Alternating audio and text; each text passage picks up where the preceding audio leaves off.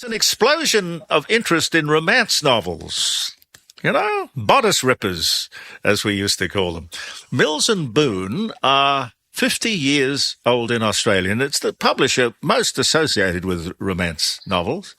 They've been publishing romance novels since, I think it's 1904, something like that, but 50 years in Australia. Sales have doubled, and in the last 2 years, they have doubled again. Huh? Up 40% on last year, believe it or not. What is going on?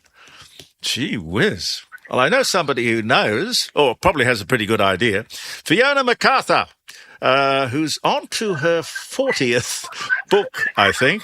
And we've tracked her down. She's in New Zealand. Fiona, how are you? Look, I'm wonderful, thank you. Can you hear me? I know you're wonderful. No, it's 2 degrees in Christchurch at the moment and pouring with rain. So thanks for telling me about the sunshine. Well, I was going to say I've never been to New Zealand, but I have been once briefly to Auckland. But that's a long time ago. I very little. Gorgeous people. Yeah, sort of like brothers and sisters in a way. Now, how did you become a romance writer? And a very successful one too.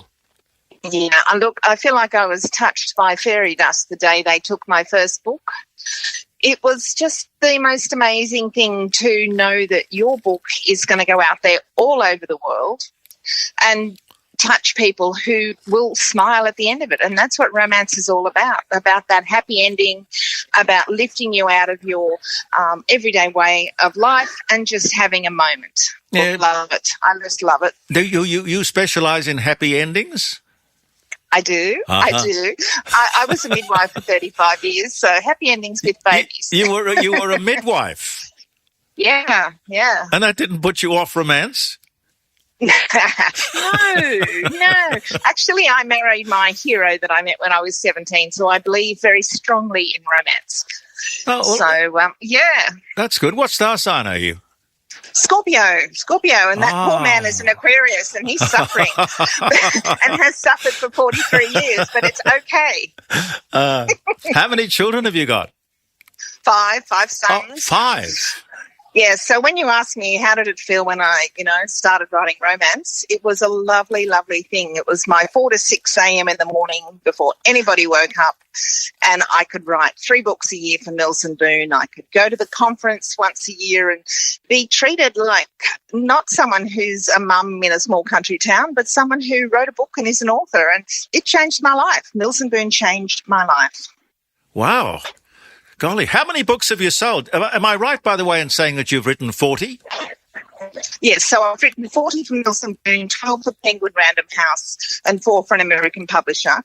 But I think I'm sitting at around just under 4 million books worldwide. 4 million books? Wow. Yeah.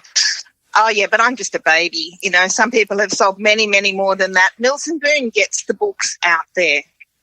4 million books, golly. Where do you get your ideas from?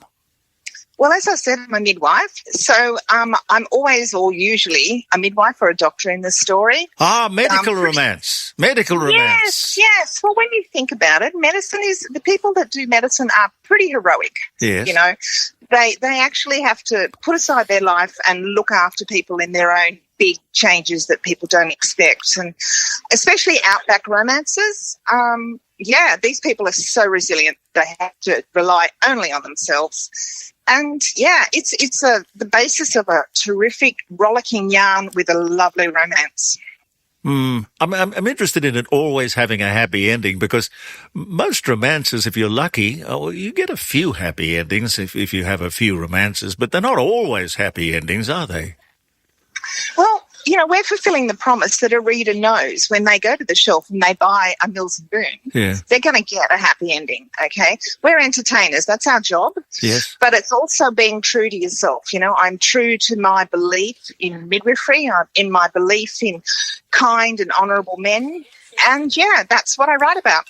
Yeah, so I think you're an optimist. You believe in all of the good things. Well, I'm a firm believer in the fact that you kind of set yourself a a course, sort of like an Omega navigational device in life. And if you have that optimistic, wonderful view of life, it's what you're going to attract in a way.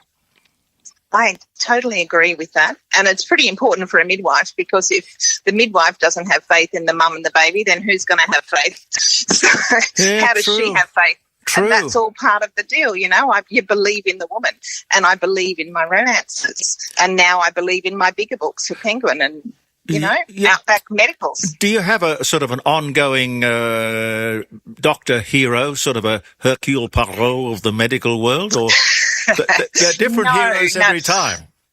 I don't have that attention span, actually. I'd never be able to remember all the bits. But I do have similar characters. So all the books stand alone, but there's similar characters or people who are connected.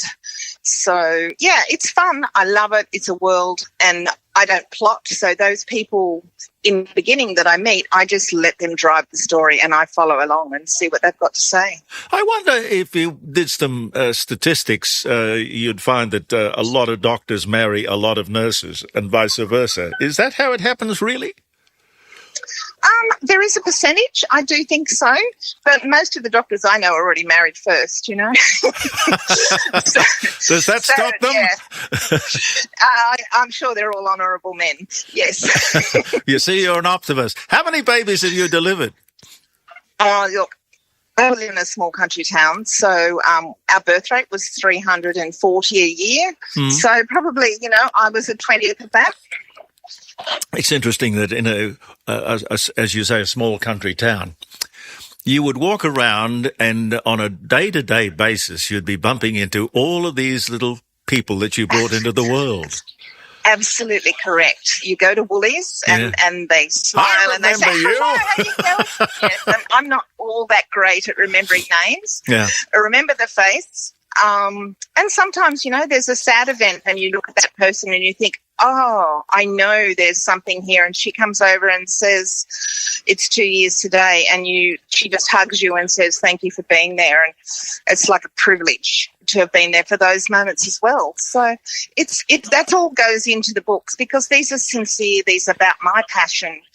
And Mills Boon gave me that opportunity to learn that craft. And the more books you write, the better you get. It's just like a muscle. You strengthen it with exercise. Yeah. Watching television the other night, I see that the government is running these seeking permission commercials.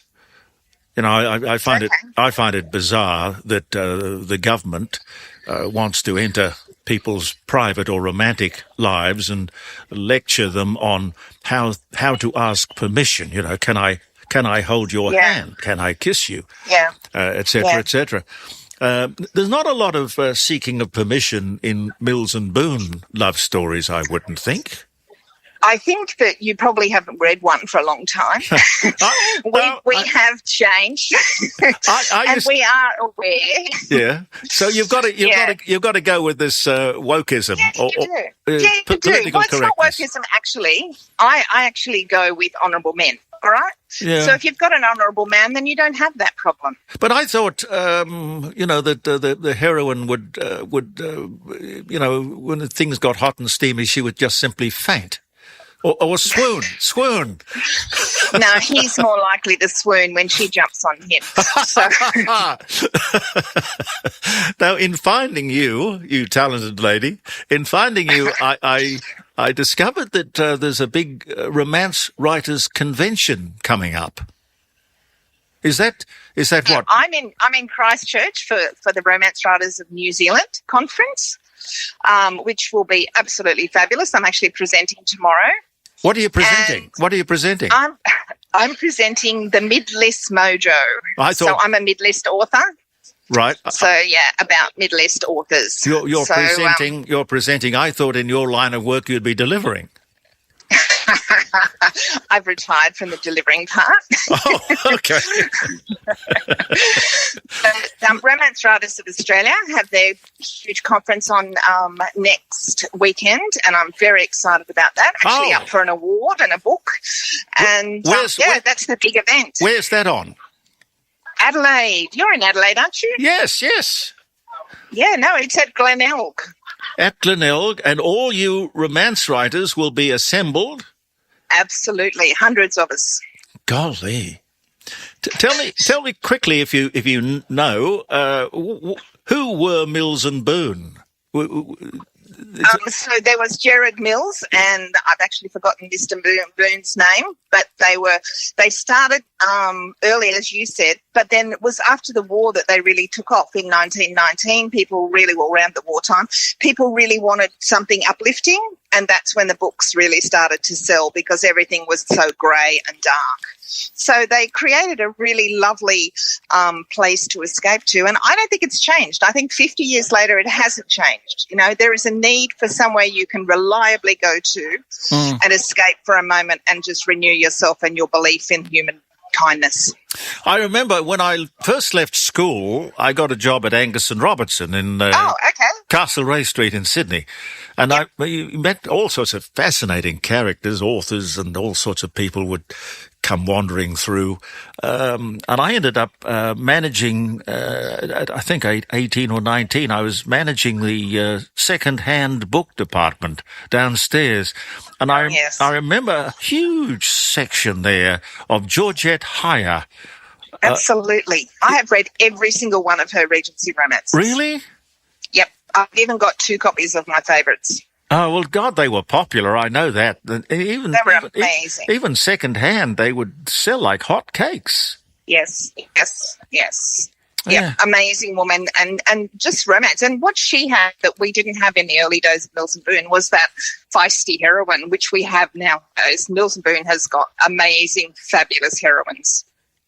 Yeah, because the Regency sort of genre, that was sort of, well, instinctively I would think a much more romantic time. You know, you had tall, dark heroes who rode horses and carried swords. And she absolutely, and she was always dressed with a big, beautiful dress with a bustle. Yeah, with a bustle. Absolutely. Whatever happened to bustles, I wonder? I don't know, but I'm not sad. No, I wouldn't think so. Fiona, thank you very much, and congratulations on all the books, all the awards. My absolute pleasure. Thank you. All the best to you. Thanks you again. To you too. Bye. Thanks, mate. Bye. Fiona McArthur on the show.